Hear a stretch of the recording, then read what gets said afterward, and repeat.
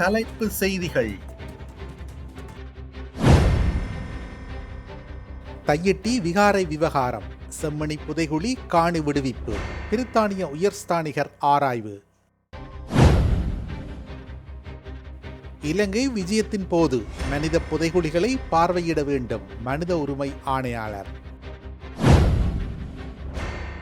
கெஹலிய குடும்பம் கைது செய்யப்பட்டு பிணையில் விடுதலை. சபையில் பெரும் கூச்சல், சபை அதிரடியாக ஒத்திவைப்பு.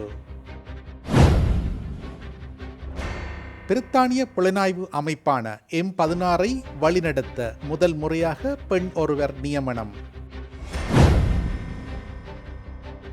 ஈரானில் திடீரென முடங்கிய இணைய சேவை. இனி விரிவான செய்திகள். யாழ்ப்பாணத்தின் வலிவடக்கு பிரதேசத்தில் எதிர்காலத்திலும் படிப்படியாக காணிகள் விடுவிக்கப்படும் என எதிர்பார்ப்பதாக வடக்கு மாகாண ஆளுநர் வேதநாயகன் இலங்கைக்கான பிரித்தானிய உயர்ஸ்தானிகர் ஆண்ட்ரூ பேட்ரிக்கிற்கு தெரிவித்துள்ளார்.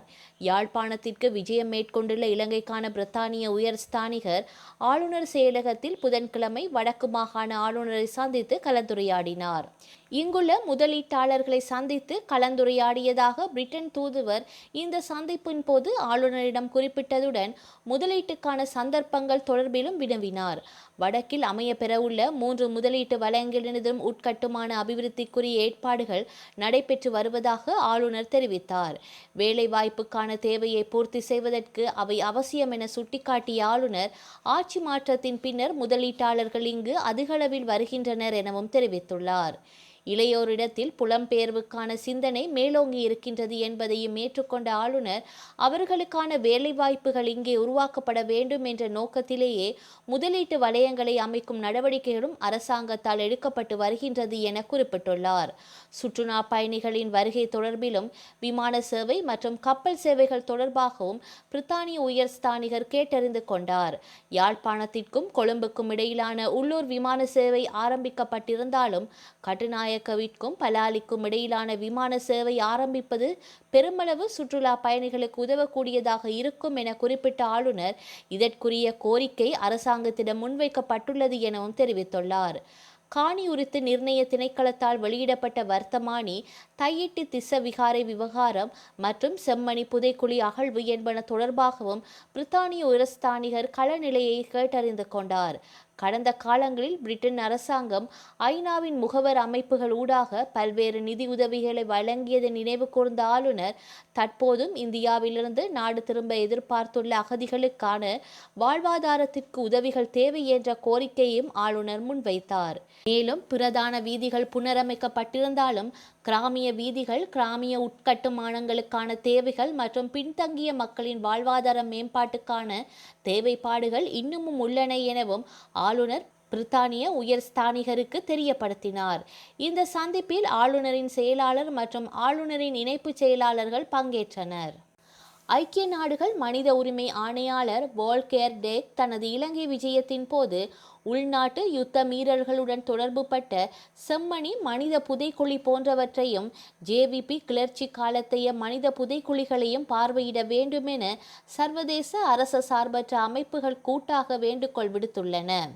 முள்ளிவாய்க்காலிற்கு விஜயம் மேற்கொள்ளுங்கள். இலங்கைக்கு விஜயம் மேற்கொள்ளும் மனித உரிமைகளுடன் தொடர்புபட்ட சர்வதேசத்தவர்கள் அனைவரும் முள்ளிவாய்க்காலிற்கு சென்று யுத்தத்தின் இறுதி அட்டூழியங்களை பார்வையிட வேண்டும். அதன் மூலம் அரசாங்கம் அவ்வாறான சம்பவங்கள் இடம்பெற்றதை ஏற்றுக்கொள்ள வேண்டும், அதற்கு தீர்வு காண வேண்டும் என்பதை வலியுறுத்துகின்றோம் என்ற செய்தியை பாதிக்கப்பட்டவர்களுக்கும் அவர்களது குடும்பத்தாருக்கும் தெரிவிக்க வேண்டும் என ஐக்கிய நாடுகள் மனித உரிமை ஆணையாளர் வோல்கேர் டேர்க்கிற்கு எழுதிய கடிதத்தில் சர்வதேச அமைப்புகள் வேண்டுகோள் விடுத்துள்ளன. வடக்கிலும் கிழக்கிலும் தெற்கிலும் உள்ள பலவந்தமாக காணாமல் ஆக்கப்படுவதால் பாதிக்கப்பட்டவர்களை சந்தியுங்கள்.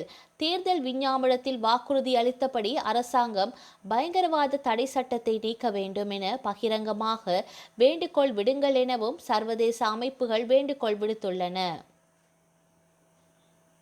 தோட்ட தொழில்துறையில் ஈடுபட்டிருந்த தொழிலாளர்களை குளவிகள் கொட்டியதால் 15 பேர் புதன்கிழமை அன்று பொகவந்தலாவை வைத்தியசாலையில் அனுமதிக்கப்பட்டுள்ளனர்.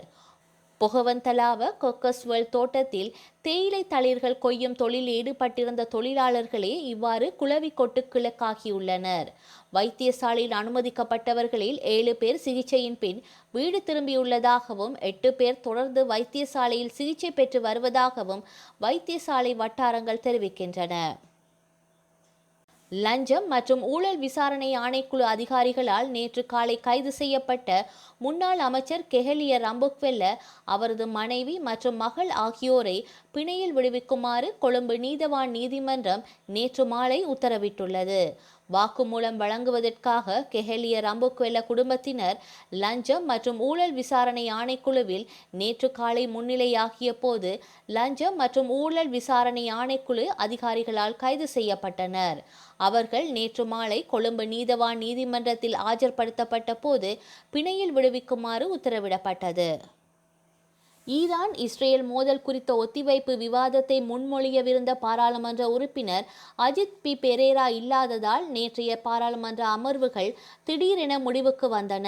பாராளுமன்ற உறுப்பினர் நிஜாம் காரியப்பர் பிரேரணையை முன்மொழிய தொடங்கியதை அடுத்து சபை ஒத்திவைக்கப்பட்டது.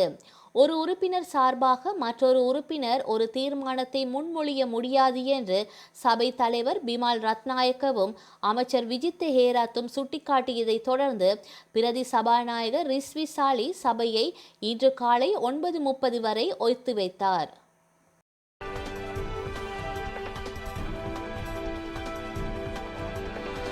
M16 எனப்படும் பிரித்தானியாவின் வெளிநாட்டு புலனாய்வு அமைப்பை முதல் முறையாக பெண் ஒருவரால் வழிநடத்தப்படும் என பிரித்தானிய பிரதமர் கேர் ஸ்டார்மர் அறிவித்துள்ளார். அதன்படி 1999 ஆண்டு முதல் M16 புலனாய்வு அமைப்பில் பணியாற்றி வரும் புலனாய்வு அதிகாரியான பிளேஸ் மெட்ரூவெலி தலைவராக நியமிக்கப்பட்டுள்ளார். M16 புலனாய்வு அமைப்பின் தற்போதைய தலைவர் சர் ரிச்சர்ட் மூரிடமிருந்து 18வது தலைவராக பதவியை பொறுப்பேற்க உள்ளார். 47 வயதுடைய பிளேஸ் மெட்ரூவெலி தற்போது M16 புலனாய்வு அமைப்பின் கிம் பிரிவின் பணிப்பாளர் நாயகமாக உள்ளார். தொழில்நுட்பம் மற்றும் புதிய கண்டுபிடிப்புகளுக்கும் பொறுப்பாக உள்ளார். M16 மற்றும் M15 ஆகிய உள்நாட்டு பாதுகாப்பு மற்றும் எதிர்ப்புலனாய்வு அமைப்புகளில் பணிப்பாளராகவும் இருந்துள்ளார். பிளேஸ் மெட்ரூவெலி கேம்பிரிட்ஜ் பல்கலைக்கழகத்தில் மானுடவியல் பட்டம் பெற்றுள்ளார். தனது தொழில் வாழ்க்கையில் பெரும்பாலான பகுதிகளை மத்திய கிழக்கு மற்றும் ஐரோப்பியாவில் இவர் பணியாற்றியுள்ளார். அமெரிக்க அதிபர் ட்ரம்ப் கொடுத்த எச்சரிக்கையை ஈரான் கொஞ்சமும் மதிக்கவில்லை. இந்நிலையில் தற்போது ஈரானின் இணைய சேவை துண்டிக்கப்பட்டிருக்கின்றது. இதனால் அமெரிக்கா நேரடியாக களத்தில் இறங்கலாம் என்கின்ற அச்சம் எழுந்திருக்கின்றது. ஈரான் நேரப்படி மாலை 5:30 மணியிலிருந்து இணைய சேவை துண்டிக்கப்பட்டிருக்கின்றது. இஸ்ரேல் நடத்திய தாக்குதலால் சேதம் ஏற்பட்டு அதனால் சேவை துண்டிக்கப்படவில்லை. மாறாக ஈரான் அரசே இணைய சேவையை துண்டித்திருக்கின்றது. இதனை நெட் பிளாக்ஸ் மற்றும் கேண்டீன் போன்ற இணைய இணைப்பு கண்காணிப்பு நிறுவனங்கள் உறுதி செய்திருக்கின்றன. இணைய சேவை துண்டிக்கப்பட்டிருப்பதால் வெளிநாட்டு இணையதளங்களை அணுக பயன்படுத்தப்படும் சேவைகள் பாதிக்கப்பட்டுள்ளன. வாட்ஸ்அப் மற்றும் இன்ஸ்டாகிராம் போன்ற பிரபலமான சமூக ஊடக பயன்பாடுகளும் முழுமையாக முடக்கப்பட்டுள்ளன. இன்டர்நெட் சேவையை முடக்கியதற்கு 2 காரணங்கள் சொல்லப்படுகின்றன. ஒன்று இஸ்ரேலின் சைபர் தாக்குதல். 2வது காரணம் அமெரிக்காவின் தாக்குதல் அச்சுறுத்தல். அதாவது அமெரிக்கா நேரடியாக தாக்குதலை நடத்தக்கூடும் என்பதால் நெட்வொர்க் சேவை முடக்கப்பட்டிருக்கின்றது என கூறப்படுகின்றது. ஆனால் அமெரிக்காவின் தாக்குதல் குறித்து அதிகாரப்பூர்வ தகவல்கள் எதுவும் இன்னும் கிடைக்கவில்லை. இதற்கு முன்னர் காசாவில் இஸ்ரேல் ராணுவம் தாக்குதலை தொடங்குவதற்கு முன்னர் அப்பகுதியில் இணைய சேவையை துண்டித்திருந்தது என்பது கவனிக்கத்தக்கது. வரலாற்றில் இன்று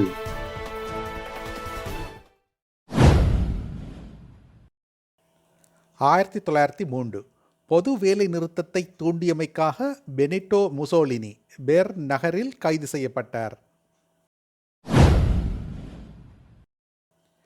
1961 குவைட் ஐக்கிய ராச்சியத்திடமிருந்து விடுதலையை அறிவித்தது. 1964 மனித உரிமைகள் சட்டம் அமெரிக்க மேலவையில் ஏற்றுக்கொள்ளப்பட்டது.